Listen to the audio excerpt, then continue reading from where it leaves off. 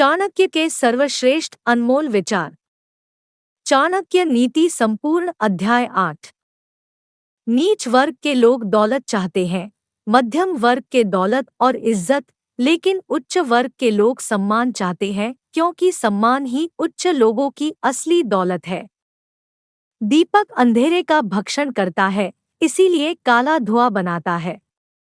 इसी प्रकार हम जिस प्रकार का अन्न खाते हैं, माने सात्विक, राजसिक, तामसिक, उसी प्रकार के विचार उत्पन्न करते हैं। हे विद्वान पुरुष, अपनी संपत्ति केवल पात्र को ही दे और दूसरों को कभी ना दे। जो जल बादल को समुद्र देता है वह बड़ा मीठा होता है। बादल वर्षा करके वह जल पृथ्वी के सभी चल अचल जीवों को देता है और फिर उसे समुद्र को लौटा देता है। विद्वान लोग जो तत्व को जानने वाले हैं, उन्होंने कहा है कि मांस खाने वाले चांडालों से 1000 गुना नीच है, इसलिए ऐसे आदमी से नीच कोई नहीं। शरीर पर मालिश करने के बाद, स्मशान में चिता का धुआं शरीर पर आने के बाद, संभोग करने के बाद, दाढ़ी बनाने के बाद, जब तक आदमी नहा ना ले वह चांडाल रहता है। जल अपच की दवा है। जल चैतन्य निर्माण करता है, यदि उसे भोजन पच जाने के बाद पीते हैं। पानी को भोजन के बाद तुरंत पीना विष पीने के समान है। यदि ज्ञान को उपयोग में ना लाया जाए तो वह खो जाता है। आदमी यदि अज्ञानी है तो खो जाता है। सेनापति के बिना सेना खो जाती है, पति के बिना पत्नी खो जाती है।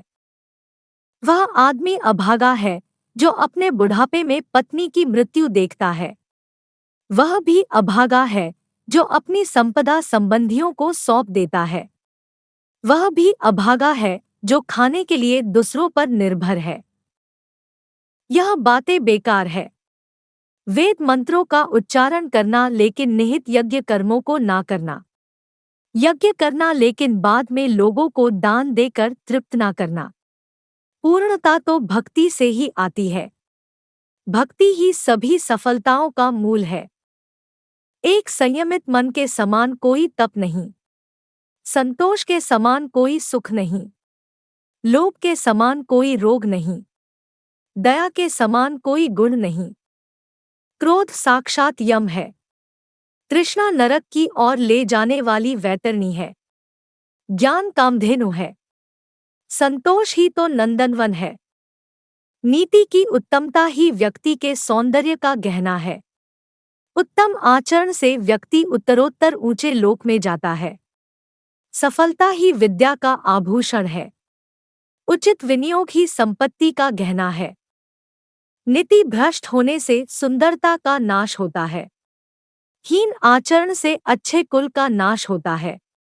पूर्णता न आने से विद्या का नाश होता है। उचित विनियोग के बिना धन का नाश होता है। जो जल धरती में समा गया वो शुद्ध है।